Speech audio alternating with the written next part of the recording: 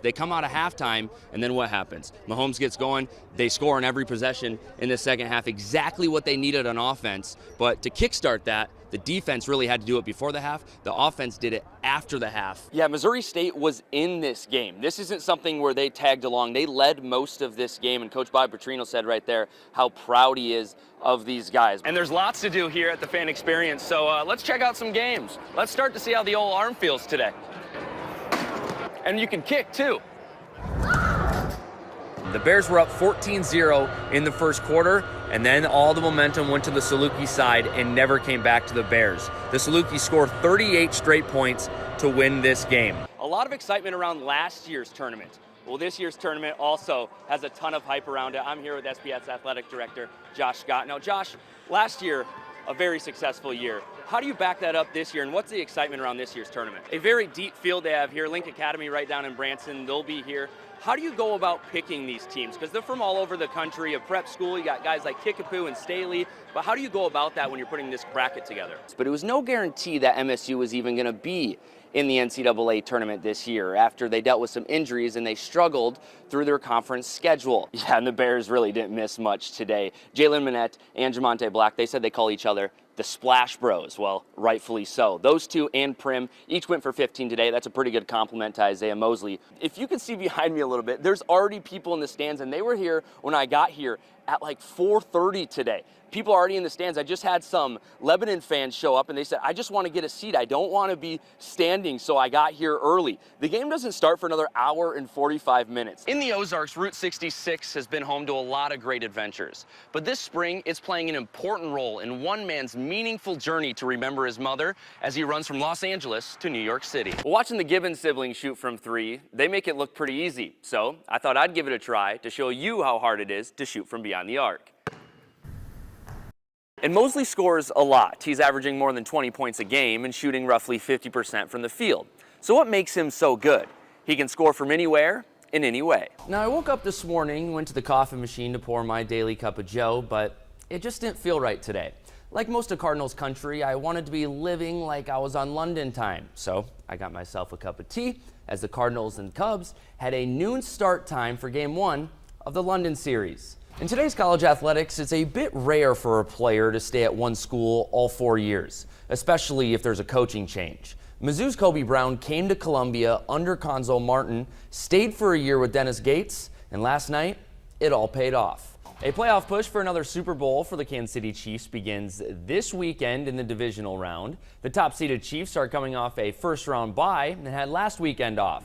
A chilly day at Arrowhead Stadium as two Super Bowl caliber coaches face off for a spot in the AFC title game. First Chiefs drive, who other than Patrick Mahomes to Travis Kelce.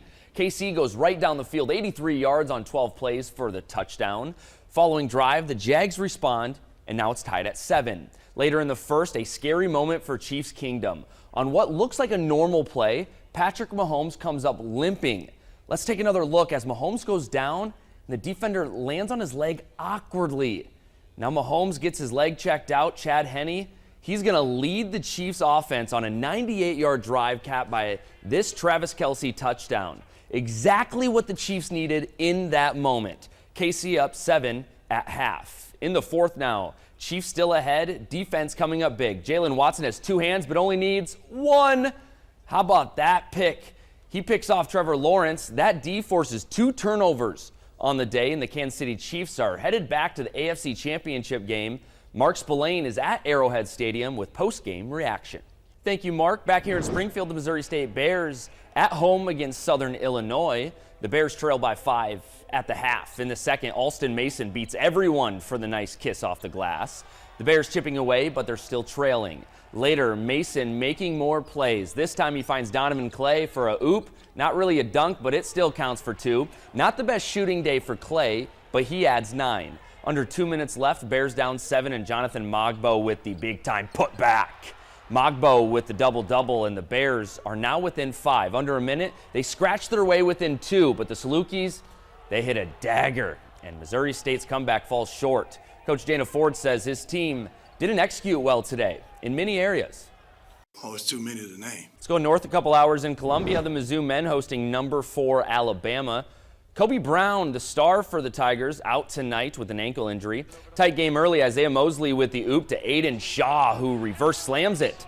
Bama pulls away at the end of the first, leads by 10 at the half. In the second, Mosley making it happen. A sidestep, and he drills the three. Nothing but a little rim in the net. The former Bear with a game-high 19 points. And as the Tigers fall in this one, though, 85-64, the final. Let's go down to Fayetteville. The Razorback men hosting Ole Miss after falling to Mizzou earlier this week. In the first, Hogs down 5. Anthony Black hits Devontae Davis, who cashes in from deep. Davis goes 3 for 5 from beyond the arc and has 16 points on the day. Arkansas leads by 3 at the break in the second. Razorbacks with all the momentum, and Black with the breakaway jam. That's the kind of day it was for them. Black with a game-high 17 as Arkansas goes on to win by 12. In Division II hoops, SBU and Drury both in action today. The women of both teams win. The men of both teams lose. So a lot of eyes on that Bills-Bengals game, though, tomorrow, so we'll keep an eye on that for you. Awesome. Well, we'll be right back. The Cole Forbacher to Wyatt Andrews connection is years in the making. And since second grade, we've been playing at the YMCA. And then in middle school, we started playing together. As high school went on, we just kept building and building this connection. And now everyone's just really seeing it, I feel like. Andrews is having a breakout season. Through 2 games, he has 30 catches for more than 400 yards. He's really stepped it up. I mean, it's hard to guard him. His routes, he's got the best route running I've seen out of anybody at a high school level. I mean, it's hard to guard. Put 2 guys on him, 3 guys on him, he's still going to find a way to get open. Another important part of his game is his gloves. I look down at him pretty much every play, but especially when I score. I wear a glove. One of them, it says, "Mama, this one's for you," and the other has a little heart on it. That's because this season is about more than just catches and yards. Wyatt is dedicating this season to his mom, an important figure in his life he lost after the district championship game last season in Lebanon. And on the ride home, she had a seizure, and it popped a blood vessel in her brain, which resulted in a brain bleed. So she was airlifted from Lebanon back to Springfield, and then she was in a coma for 9 days and then ended up passing away. With a bigger purpose to play for, Wyatt has scored 6 touchdowns in his first 2 games. You know, he's always thinking about his mom. He scores these touchdowns, you know, for his team, for everybody. He scores them for his mom. And when I score, I just kiss him, point my finger up to the sky, and just think about her. You know, it means a lot for him. I think he's dedicated the season to her, I know, and I think he feels she's watching him, and, you know, she'd be his #1 fan. Wyatt's #1 fan may not be in the stands physically. It's been the first season of football with him without his mother. But she's never too far away. When I catch the ball, the first thing that happens, the ball touches my hand, so I knew, like, that's what it means to me, like my mom touching me. It means a lot for him to come to that idea, realizing that when that ball touched those gloves, it was from his mother would touch it first. I mean, I'm very proud of him, and I know she would be proud of him. An example of strength that would make any mom proud. For KY3 Sports, I'm Jacob Cersosimo.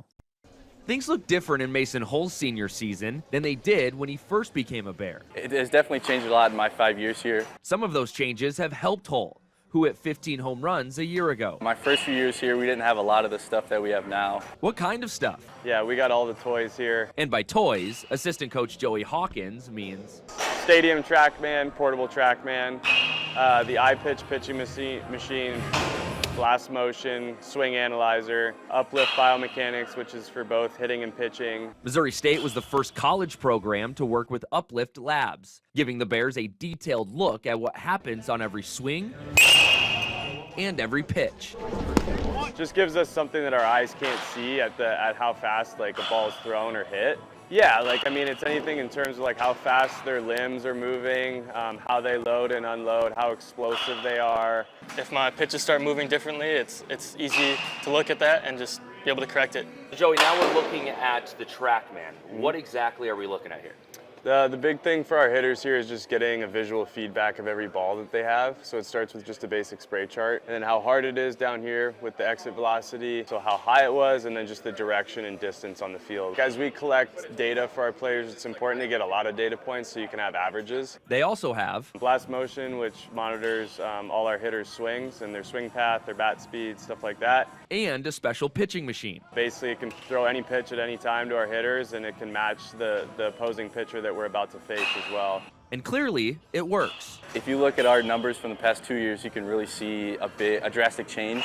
The Bears have hit 140 home runs since the start of last season, with a batting average of over 280. You know, this is a player-driven program, so if you're not doing everything you can to make those players better, you're not really holding your word. Now, with all this technology and information, it seems easy to overcomplicate things. But Joey Hawkins tells me as a coaching staff, they like to keep things simple when relaying this information to players, so those players can become more successful, and as a program, the Bears can win more games. At Hammond's Field, I'm Jacob Cersosimo for KY3 Sports.